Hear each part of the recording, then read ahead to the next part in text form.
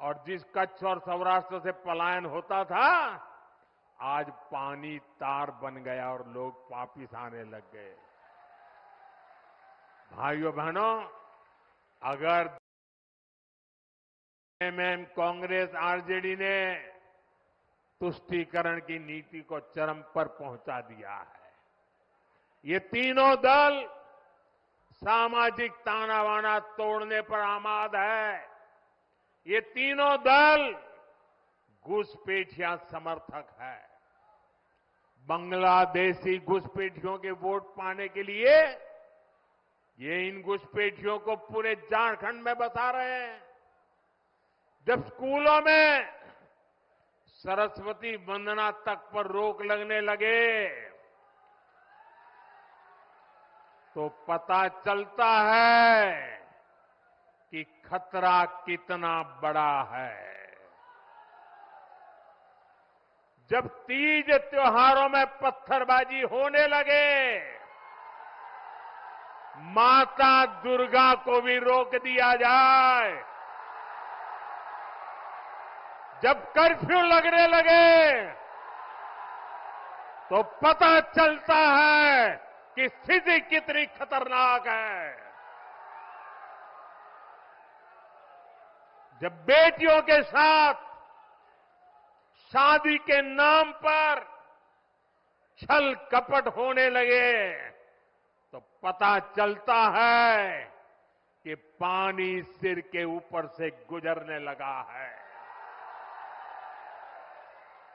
जब घुसपैठ का मामला कोर्ट में जाए और प्रशासन इससे इनकार करे तो पता चलता है कि सरकारी तंत्र में ही घुसपैठ हो चुकी है।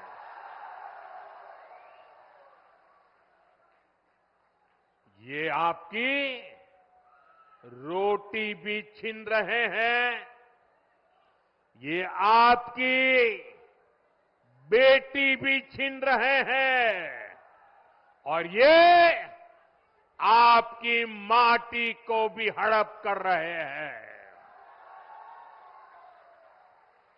अगर जेएमएम, कांग्रेस, आरजेडी की यही कुनीति जारी रही तो झारखंड में आदिवासी समाज का दायरा सिकुड़ जाएगा। ये आदिवासी समाज और देश की सुरक्षा दोनों के लिए बड़ा खतरा है। इसलिए इस घुसपैठिया गठबंधन को अपने एक वोट से उखाड़ फेंकना है। फेंकेंगे। एक एक वोट रोटी बेटी माटी को बचाएगा। बचाओगे? साथियों, झारखंड का तेज विकास तभी संभव है जब यहां ऐसी सरकार हो जो केंद्र की योजनाओं को तेजी से लागू करे। ये लोग खुद काम करते नहीं और दूसरों को भी काम करने नहीं देते। दशकों तक इनके कुशासन का नतीजा झारखंड ने भुगता है। गढ़वा हो, पलामू हो, राज्य के ऐसे अनेक जिले हैं जिनको इन्होंने पिछड़ा घोषित कर रखा था। हमने यहां के विकास को प्राथमिकता दी। देश के जो अच्छे और युवा अफसर हैं उनको यहां तैनात किया। ऐसे जो हमारे आकांक्षी जिले हैं वहां अस्पताल, school, college, road, rail, internet, ऐसी हर सुविधा को प्राथमिकता दी जा रही है।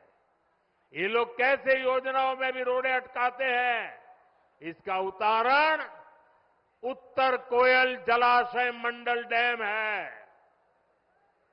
कई दशक पहले इसका निर्माण कार्य शुरू हुआ था। ये समय पर बन जाता तो लाखों किसानों को इसका लाभ मिलता, पानी के लिए तरसना न पड़ता। हमने इस परियोजना को गति देने का फैसला किया। इसके लिए हजारों करोड़ रुपए स्वीकृत किए। 2019 में इसकी आधारशिला रखी गई, लेकिन यहां रोड़े अटकाने वाली जेएमएम सरकार बन गई। यहां जो डूब क्षेत्र के प्रभावित है, उनके लिए पिछले साल ही हमने राज्य सरकार को स्पेशल पैकेज की मंजूरी दे दी, लेकिन राज्य सरकार ने प्रभावितों को ये पैसा भी नहीं दिया, लूटने में लगे रहे। यहां भाजपा एनडीए सरकार बनते ही इस योजना पर तेजी से काम किया जाएगा।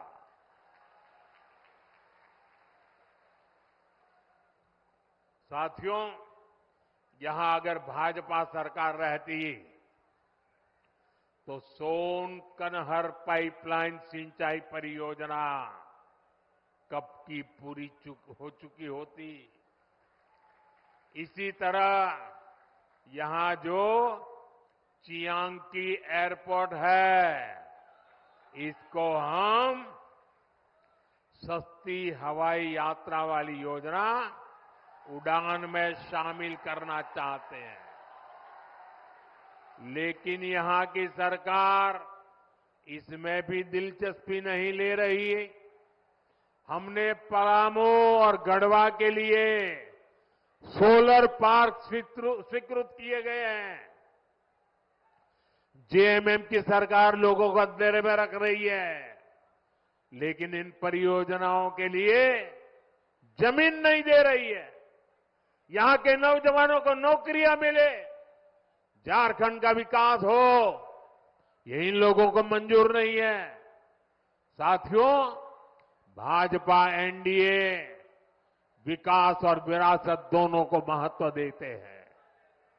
हम उन क्षेत्रों, उन वर्गों के विकास पर विशेष बल दे रहे हैं जो अतीत में पिछड़ गए थे।